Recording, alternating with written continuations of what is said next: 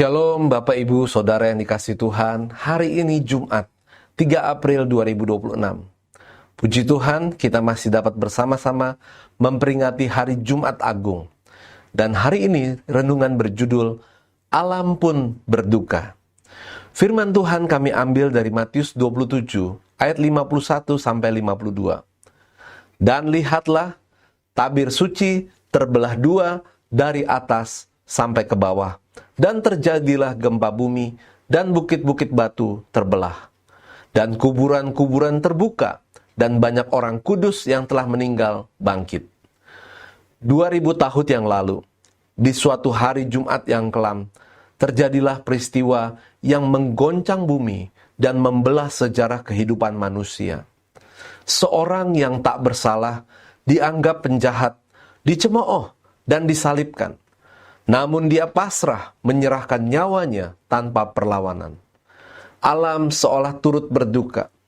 Langit menjadi gelap selama beberapa jam. Bumi bergetar oleh gempa. Dan tirai tebal di bait Allah terbelah dari atas ke bawah. Bukan sekedar tanda alamiah, tetapi simbol rohani. Bahwa penghalang antara manusia dan Allah telah dibuka melalui pengorbanan Sang Mesias. Hari itu, kini kita peringati sebagai Jumat Agung, ketika Yesus Kristus rela mati menggantikan umat manusia, agar mereka yang percaya kepada penebusannya beroleh hidup yang kekal.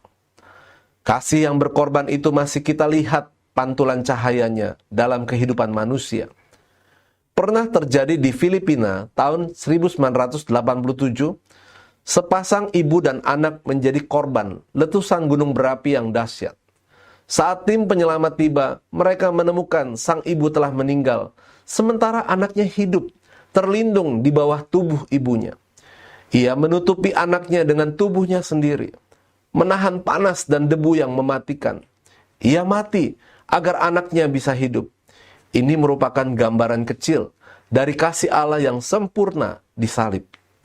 Kisah lain terjadi di tengah kegelapan perang. Kisah ini berasal dari masa Perang Dunia Kedua di penjara tawanan Nazi, Stalag 9A. Pada Januari 1945, sekelompok prajurit Amerika ditawan oleh pasukan Jerman. Suatu hari, seorang perwira Nazi masuk ke barak tawanan dan berkata dengan marah, "Orang yang mencuri roti pagi ini harus maju. Jika tidak, kalian semua akan dihukum mati."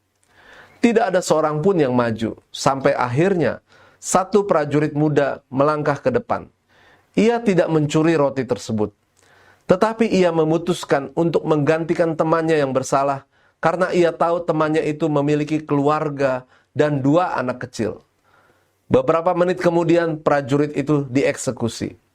Ketika camp itu dibebaskan beberapa minggu kemudian, tawanan lain menceritakan bahwa tindakan satu orang itu telah menyelamatkan banyak nyawa. Dan kata-kata terakhir yang diingat dari prajurit tersebut adalah, "Saya hanya melakukan apa yang juru selamat saya lakukan bagi saya."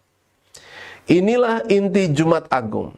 Kasih yang tidak menuntut balasan, tetapi menyerahkan diri untuk memberi hidup bagi orang lain. Dari Golgota hingga hari ini, salib Kristus terus berbicara kepada hati manusia. Di tengah kegelapan, kebingungan, dan luka dunia, pancaran kasih Allah tidak pernah padam.